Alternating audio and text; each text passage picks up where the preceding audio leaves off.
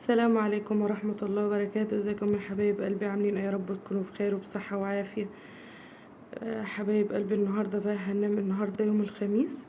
طبعا اللي عارف هنا في بلدنا وبره، انا بقول لكم النهاردة الخميس، يعني عندنا سوق. طبعا قمنا كده الصبح، عملنا عندنا قرص. طبعا كنا عاملينها، انا مصورتهاش معاكم، بس كنت عاملينها، يعني كنا عاملينها على العيد وشايلاها في الفريزر. فطلعت منها وعملت بقى كوباية شاي. فقلنا نفطر فطار خفيف كده يعني. قلب المفروض الفيديو ده كان ينزل امبارح، النهارده الجمعة، معلش مع بعض. انا هصور معاكم في الفيديو ده اليوم كامل لغاية بالليل، لحد ما هنعمل يعني احنا كده طبعا. ده بدل الفطار، هنعمل الغدا وهنعمل العشاء، وهنبقى مع بعض في الفيديو بقى. يا ريت تكملوا معايا الفيديو للاخر. وحبايب قلبي اللي لسه يشوفوني لاول مره، يا ريت يدخلوا ينوروني، وما تنسوش اللايك والاشتراك وتفعيل الجرس. دي كده يا حبايب قلبي لحمه مطلعاها من الفريزر، هتفك عشان الطبيخ ان شاء الله. طبعا زي ما انتم شايفين ده مطبخ حماتي. وهنا طبعا كنا خلاص شربنا شاي. شويه الحاجات دول كان عندي في المطبخ في الشقه، وده المواعين دي في المطبخ بتاع حماتي او عمتي. قلت بدل ما اغسل هنا في المطبخ ده وفي المطبخ ده، لا، جبت دول مع دول يعني، فشطبهم في مكان واحد. هنا طبعا قلت هشطب شوية الحاجات اللي طبعا لازم في الاول بنغسل كوبايات الازاز، وبعد كده الاطباق. هما حاجات عامة نظيفة يعني اللي كانت عندي في الشقة دي. زي ما انتم شايفين كده انا هشطب شوية الحاجات اللي كانوا عندي في المطبخ، وبعد كده هشطب شوية المواعين اللي في المطبخ بتاع حماتي هنا على الرخامة. حبايب قلبي، يا ريت ما تنسونيش باللايك والاشتراك وتفعيل الجرس عشان يوصلكوا كل جديد، ويا ريت تكملوا الفيديو للاخر و...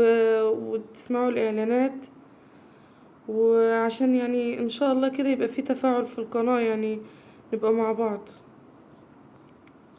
هنا كده خلاص انا شطبت الحاجات بتاعتي اللي هي يعتبر في شقتي.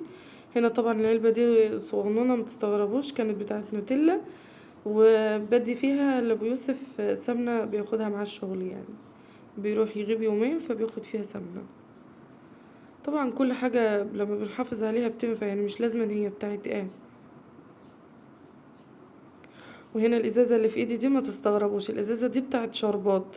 اللي عارفة الشربات بتاع زمان اللي كانت الناس بتجيبه في الافراح وعلى النجاح، هو ده. انا طبعا هنا هغسلها، ما تستغربوش، هغسلها هتنفع لاي حاجة يعني. صراحة الجو اللي احنا فيه والزمن ده ما بقاش عاوز اي حاجة تترمي يعني. هي تنفع الواحد يملاها مية في التلاجة، ممكن اي حاجة. احنا عندنا هنا غايته في ناس بيبقوا شغالين، ممكن نديها لهم يشربوا بيها عادي، ازازة بلاستيك عادي. هي ما شاء الله تخينة وجميلة. انا مليتها، انا عن نفسي مليتها وحطيتها في التلاجة. هنا شطب بقى. انا كنت غسلت شوية اللي هم وريتهولكم وقلتلكم ان دول بتوعي كانوا في المطبخ عندي. وهنا ده بقى الاطباق والحاجات دي في المطبخ بتاع حماتي او عمتي. طبعا انا بوضح كلامي عشان الناس اللي لسه هتشوفني اول مرة. هنا بقى خلاص انا كده يعتبر اخر حاجة هغسلهم. اللحمة اللي انا وريتها لكم دي اللي ان شاء الله هنطبخ وهتشوفوها معايا، بس هي كانت في الفريزر فطلعتها تفك. يعني هنا طلعت اللحمة تفك و... والمفروض ان انا كده شطبت هنا. لما خلصت انا زي ما انتم شايفين الرخامة اتشطبت والحوض نضيف. دي المواعين اهي، لما تتصفى هرصها، ودول بتوعي هوديهم الشقة. وهنا بقى كانت عمتي جت من السوق، ام جوزي جت من السوق، جابت بقى معاها حاجات كتير بقى بس احنا جبنا طماطم عشان نفرزها، وهتشوفوها معايا دلوقتي. هي جايبة طماطم، ده سمك، وملوخية وجرجير. طبعا دي مراية وفلفل، كل اللي لازمنا بقى من السوق جبته، ليمون وفلفل وبدنجان اسود اهو، ده بدنجان اسود، وده خيط اللي هو طبعا. هنا الطماطم دي هي مش خضرة قوي ولا حاجة ولا حمرا، هي اللي هو جايبينها بترقد عندنا طول الاسبوع. وهنا دي الطماطم اللي هنفرزها، ودي اللي طلعناها منها، هي الراجل ادالها اللي هدايا صغننة يعني كمية على بعضيها، فاحنا فنطناها بقى. ودي كمية قليلة كده اللي احنا عملناها في الخلاط وسبكناها جاهزة، يعني صلصة جاهزة. طبعا ديت كده هنشيلها زي ما هي متخرطة، مش هنضربها في الخلاط او هنغليها، معبينها اكياس كده وهنشيلها في الفريزر. طبعا دي بقى الفاكهة، احنا يعني الطماطم في جزء منه عملناه في الخلاط وادينا له قلبتين على البوتاجاز وهنشيله كده، وفي منهم اللي هو شلناه سليم زي ما انتوا شفتوا كده، وفي الاخضر حطيناه بره عشان يستوي، وفي اللي هو حلو بقى للاكل حطيناه في درج التلاجة. طبعا هنا دي كنت بغسل العنب، طبعا الفاكهة اللي هي جابتها من السوق. دي العنب ده بكام؟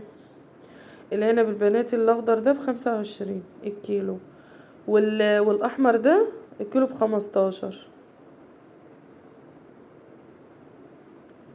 زي ما انتوا شايفين كده انا هنا خلاص خلصت يعتبر العنب.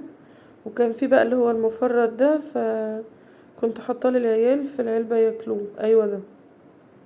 وده طبعا برقوق، الكيلو ب30 جنيه بصراحة والله، يعني للأمانة انا جايبة نص بس. وده برضو النص تين الكيلو ب30. بس طبعا ده مش كلها كمية التين، في الباقي في الكيس، بس انا ما ركزتش ما طلعتهوش كله يعني. جايبة نص من ده ونص من ده. والعنب 2 كيلو ونص من اللي هو ب15 الأحمر، وكيلو من العنب اللي هو ب25 اللي هو البناتي. هنا طبعا السمك ده ما تستغربوش هو عشان صغير، تعرفين والله السمك ده ب25 جنيه الكيلو. اخت جوزي بتاعت مصر عندنا وبتقولي ان هي عايزة سمك صغير يعني من ده، بس انا هنا ما قصقصتوش عشان العيال يعرفوا يمسكوا الشوك وينضفوه. ودي طبعا الهريسة توم على فلفل احمر على شطة، هنتبل بيها السمك مع بعض ننضفه. هنا طبعا كان في بطاطس مسلوقة، فقلت بدل ما هي راقدة في التلاجة عملتها شرايح كده وقلت اقليها للعيال جنب السمك. هنا طبعا ما كنتش كملت تقلية السمك لسه اهو، بس هنطلع الاكل ده علشان ابو يوسف كان هيمشي على الشغل فيتغدى يعني هو الاول، وبعد كده احنا نخلص السمك ده ونطلع ناكل. انا هنا كده خلصت السمك يعني اخر حاجة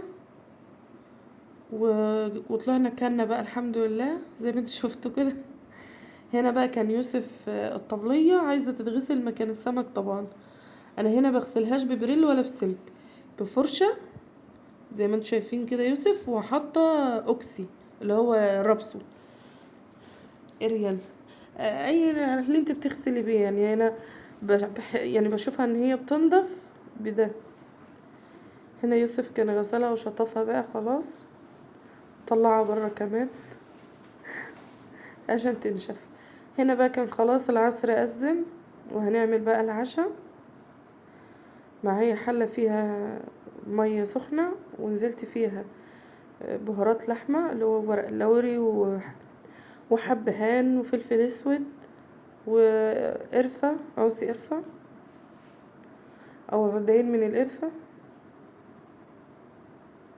كده. زي ما انتم شايفين اللحمة دي اللي انا كنت بوريها لكم يعني في اول الفيديو، كنت مطلعاها من الفريزر بس ما حطيتش اللحمة في مية عشان ما تفقدش القيمة اللي جواها. هنا معايا فاصوليا حطيتها خدت قلبة واحدة بس، وبعد كده نزلتها حطيتها بالمية بتاعتها على الرخامة يجي 10 دقايق. ومعايا طماطم اللي انتوا شفتها في اول الفيديو برضو للصلصة.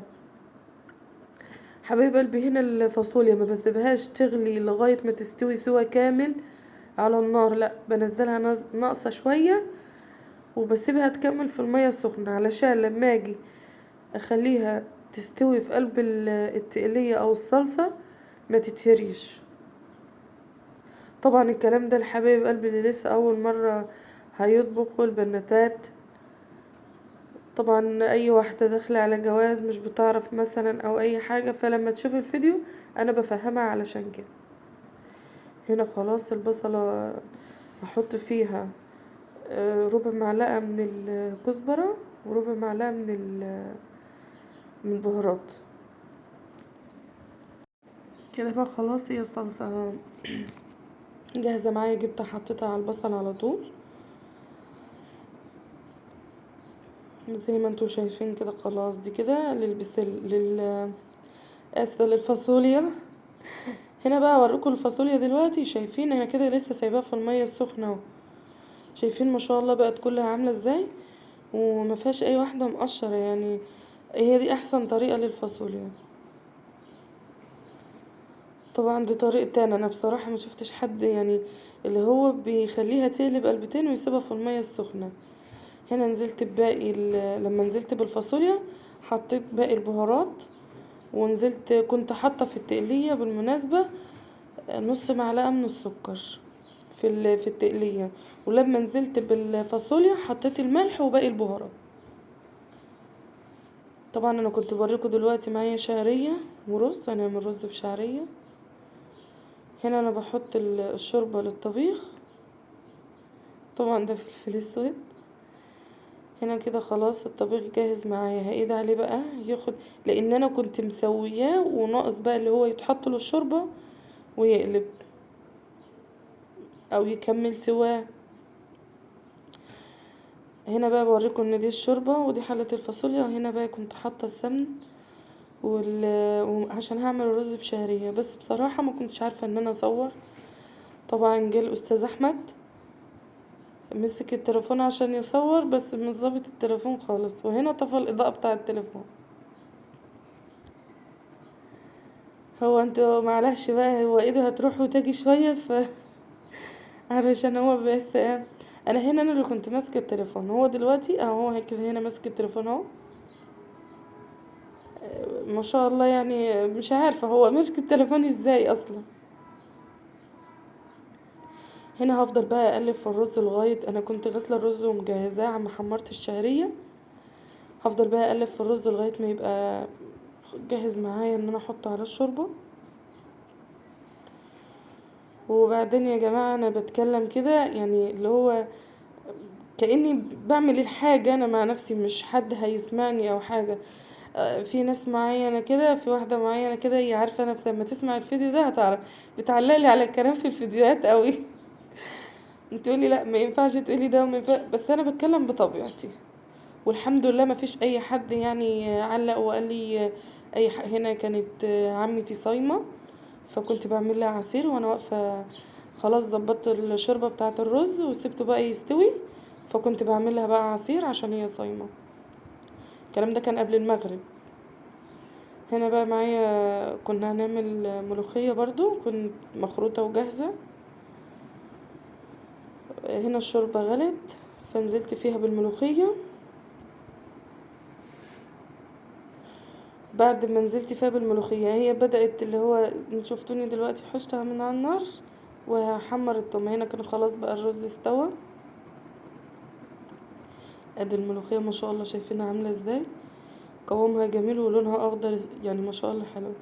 هنا بقى كنت فضيت خلاص اللحمة في الطبق، وعلى فكرة انا فضيت اللحمة في الطبق وحطيت الطبلية بره وغرفت عليها الاكل بس ما طلعتش اللحمة. شكلي كنت عشهم من غير اللحمة، هي اللحمة جوه علبته جاهزة، انا نسيت الطبق جوه اصلا. هنا كده خلاص بألف هنا، ويا رب الفيديو ينال اعجابكم حبايب قلبي. هنا بقى اللبن ده ان شاء الله باذن الله الحاجة اللي هي والدتي هتعمل لنا كش. هنا بقى احنا هنفضيه ونشيله في الجراد دي زي ما انتوا شايفين كده. ويا رب الفيديو ينال اعجابكم، وحبايب قلبي ما تنسونيش باللايك والاشتراك وتفعيل الجرس علشان يوصل لكم كل جديد. احنا هنا بنغطيه عشان وشه ما يخيمش. يا رب الفيديو ينال اعجابكم. وان شاء الله هتشوفوا اللبن ده بقى معايا في فيديو تاني. ما تنسونيش باللايك والاشتراك وتفعيل الجرس. مع السلامة.